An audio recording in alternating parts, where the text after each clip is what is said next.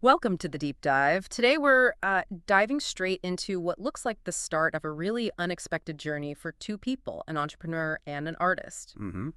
Our sources come from a chapter that picks up right after they've met this figure called the Spellbinder.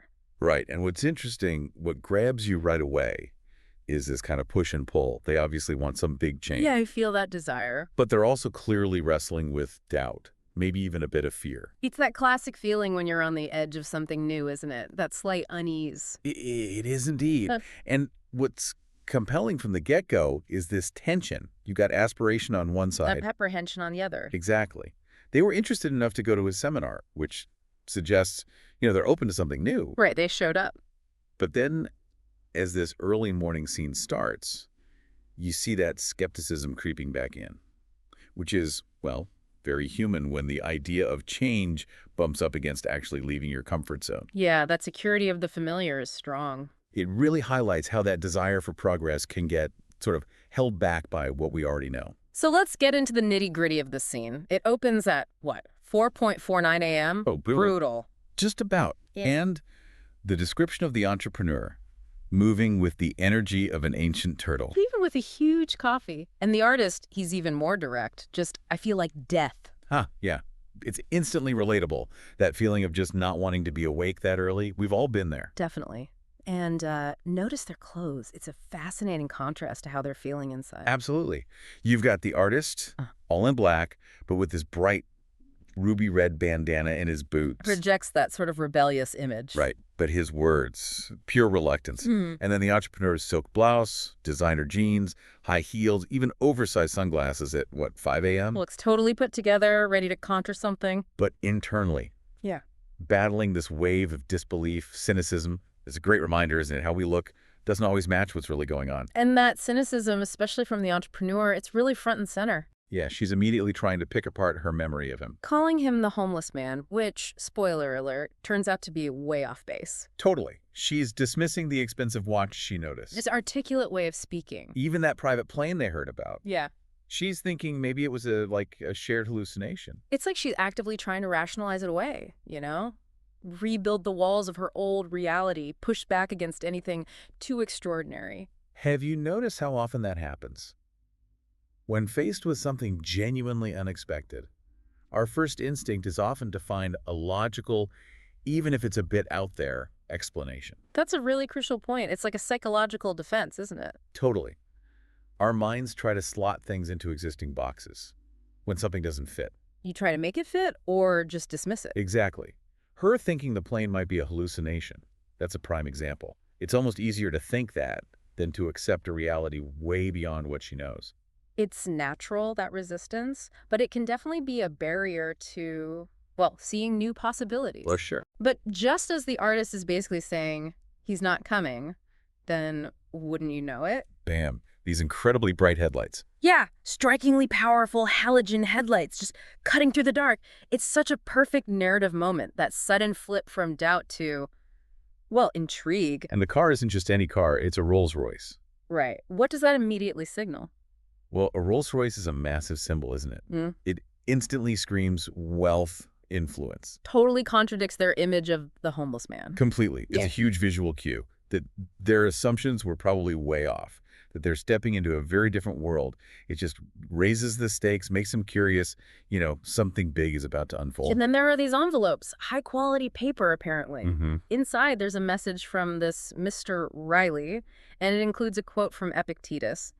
Something about needing hard winter training. Yeah, for both bulls and noble-spirited people, this idea of choosing discomfort Like fasting or sleeping on the floor. to build strength, discipline, focus. What's the underlying principle there? Well, it ties right into Stoic philosophy, doesn't it? This emphasis on building inner resilience by accepting hardship. Right, voluntary discomfort. It's not about, liking pain. No. It's about intentionally pushing yourself in small ways, building mental toughness, discipline, maybe even appreciating what you have more. Stepping outside the comfort zone on purpose. Exactly, so you can handle the real difficulties better. And it seems like Mr. Riley's own actions, like his simple clothes before, might stem from that same desire, keeping himself grounded, humble. And the driver really lays it out, reveals that this Mr. Riley, the guy they thought was homeless, is actually one of the wealthiest people on Earth. Yeah, built a fortune, early investor in some huge unnamed company, kept quiet for discretion. What impact do you think that bombshell has on them? Oh, profound, surely. It just shatters their initial biases right there. Acutely flips the script. Forces them to see how deceiving appearances can be, how judging people based on, well, superficial stuff leads you way off track, especially for the entrepreneur who is so quick to dismiss him. A big wake-up call for her. For both of them, really. Yeah. It creates this sense of, wow, okay, maybe this is way more significant than we thought.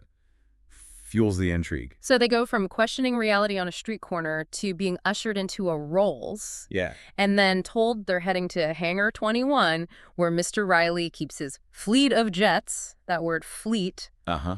The entrepreneur's reaction, her eyes alive with an immensely curious look. That really feels like a turning point for her, doesn't it? Absolutely. Fleet takes it from maybe possible to undeniably real. No more hallucinations now. No, it's concrete proof of these extraordinary resources. And you see that skepticism in her just replaced by wonder, anticipation. She's starting to open up to it all. And the jet itself sounds impressive. Ivory colored with 5AC and orange on the tail. And we find out right away what that means. The 5 a.m. Club. Own your morning. Elevate your life. This feels like the first sort of explicit statement of the philosophy behind everything. What are your first thoughts on that? It's punchy, isn't it, the 5 a.m. Club? Immediately impactful. Yeah. It points straight to a core idea. Using those early hours intentionally for growth, for productivity. Owning that time. Right, taking control of that often wasted time to, well, elevate your life. It's very proactive. Suggests how you start your day really matters. And the flight itself is pure luxury.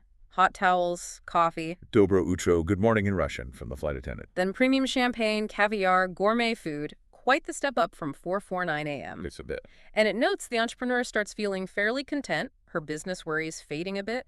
How does this luxurious setting maybe play into things? Well, it probably helps remove distractions, for one. Creates a space where they can just be more receptive. Takes the edge off. Yeah, relieves the everyday stress, treats them with such care. Maybe they feel less resistant to this whole pretty weird situation they're in. Right. It could also be a subtle signal, about the value of what they're about to learn. Then comes the big destination reveal, Mauritius. And they are shocked. As surprised as a vampire waking up to a garlic clove. Great line. Isn't it? And Mauritius is described so beautifully, a high-frequency place, French flavor, stunning scenery, warm, spiritually advanced people. What do you make of that description? It paints this almost idyllic picture, doesn't it? A place that sounds perfect for positive energy, for growth. Yeah, high frequency. It's a bit metaphorical, but suggests something vibrant, positive. Maybe even spiritually charged. That mix of French culture and natural beauty makes it sound unique, maybe even transformative. And the surprise factor just adds to the feeling that this destination was chosen specifically for them. The arrival seems just as smooth. Bienvenue au Maurice. Then a sleek black SUV. A chauffeur who's all quiet professionalism. Even the drive is described so vividly. Sugarcane fields, flowers, the sounds of daily life. You really get that sense of place. Yeah, a real feeling of slowing down. Island time.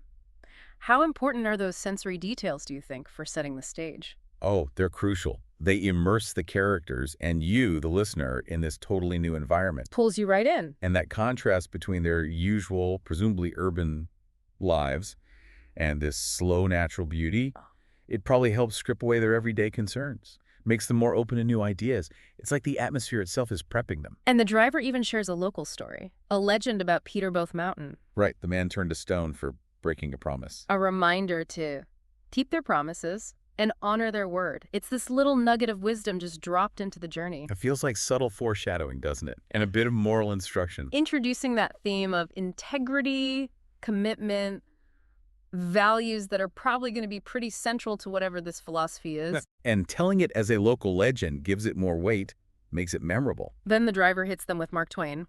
Mauritius was made first, and then heaven. And heaven copied Mauritius. Wow. That's quite the endorsement. And it seems to work. The artist's negativity apparently lifts, and the entrepreneur, usually so stressed, finds some peace. What's that tell us about the power of our environment? It strongly suggests just how much our surroundings affect our mental state, our emotions. Being somewhere beautiful and calm can actually change how you feel. It can be inherently therapeutic, yeah. creates a more open, receptive mindset. Sometimes, just changing the scenery is what you need to shift your perspective, let go of stress. So just before they get to where they're going, the driver gives them these handcrafted gold tablets. Engraved with 5 rules. Feels like we're getting to the core principles now. Definitely. What strikes you about these rules? There are 5 of them. Well, they seem to lay out a real framework. Rule #1 hits distraction hard, says it's the end of creativity, and empire builders take that hour before dawn for themselves. Focus. Okay. Rule #2. All change is hard at first, messy in the middle, gorgeous at the end, sets expectations. Yeah, manages that. Rule #3 is about practice. What's hard now becomes easy, even automatic, like getting up early. Consistency. Right. Rule #4 talks about doing what 95% won't do to get the results the top 5% have. Being willing to be seen as different, maybe even a freak. Embracing being unconventional for high achievement.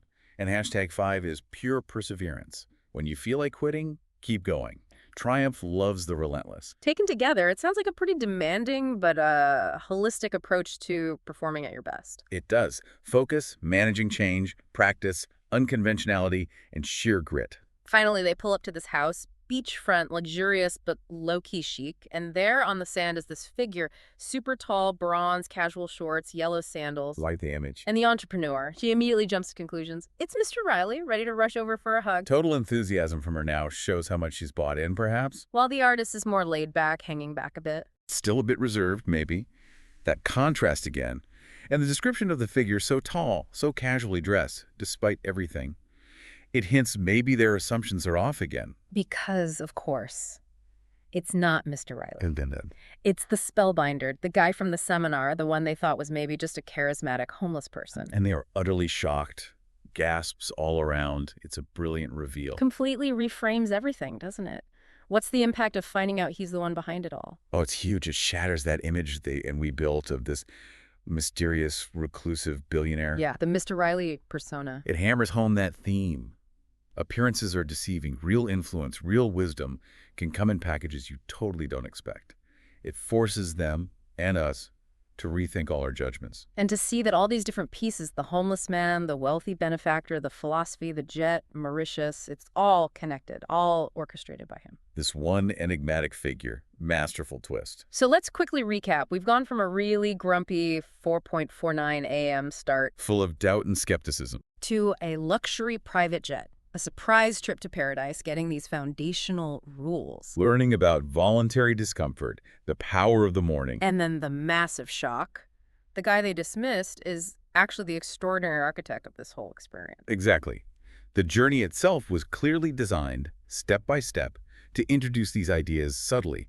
The discomfort, the focus, the perseverance, and this final reveal just underlines that transformation can come from anywhere, and our first impressions, often wrong. So that leaves us and you with something to chew on. What assumptions did you make about Mr. Riley as we described him? How does this reveal challenge your own ideas about what success looks like, who wields influence? Yeah, and what might this whole setup, meeting the spellbinder again, but here in this perfect place, what might that really mean for the entrepreneur and the artist as they head towards, what was it?